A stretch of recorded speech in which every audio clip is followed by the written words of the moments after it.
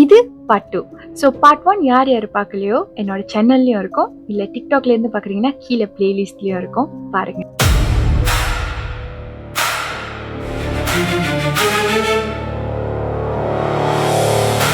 Time travel.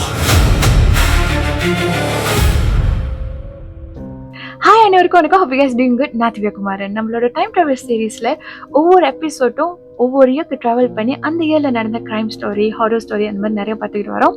So இது part 1ஓட continuation. அந்த night நைமும் சலேவும் ஒன்னா ரூம்ல இருக்கும் போது யாரோ துரத்துற மாதிரி இவங்க ஃபீல் பண்ணியிருக்காங்க. வீட்டை விட்டு வெளியே போ அந்த மாதிரி சொல்ற மாதிரி. ஸோ இவங்க பயந்து போயிட்டு வெளியே ஓடி வந்திருக்காங்க. ஓடி வரும்போது சலே வந்து சைட்ல விழுந்துட்டாரு, அதாவது வீட்டுக்கு வெளியே சைட்ல விழுந்துட்டாரு. நைம் வந்து ஒரு காடி இடிச்சிருச்சு.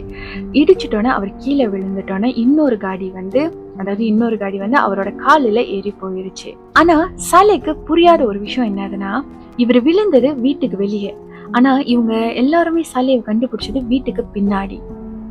இந்த கதை எல்லாத்தையும் ஜான் கிட்ட சொன்னதுக்கு அப்புறம் சலேக்கு வந்து ரொம்ப உடம்பு சரியில்லாம போயிடுச்சு. அவரு சுமார் ஒரு 3 மாசம் தான் உயிரோட இருந்தாரு, அதுக்கப்புறம் இறந்துட்டாரு. அந்த ஃபேமிலிக்கே புரியல, ஏன்னா இவருக்கு ஏதோ உடம்பு சரியில்லைன்னு தெரியுது. ஹாஸ்பிட்டல் கூட்டு போறாங்க, ட்ரீட்மெண்ட் எடுக்கிறாங்க, பட் எதுவுமே சரியாகலை. டாக்டர்ஸ் வந்து எல்லாமே நல்லா இருக்குன்னு சொல்றாங்க, பட் ஆனா இவரால் ரிகவர் பண்ணவே முடியல. இந்த இன்சிடென்ட் நடந்து 3 மாசத்துலேயே இறந்துடுறாரு. மற்ற ஃப்ரெண்ட்ஸ் எல்லாமே சக்ஸஸ்ஃபுல்லி அவங்க கிராஜுவேட் பண்ணிடுறாங்க UITMல.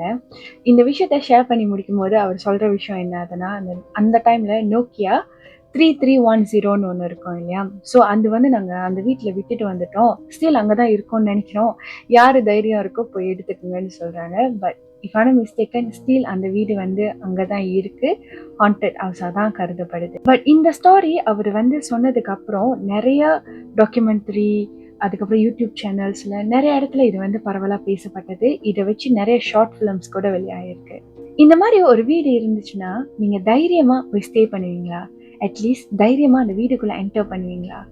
என்ன நினைக்கிறீங்கன்னு சொல்லிட்டு கீழே கமெண்ட் பண்ணுங்க.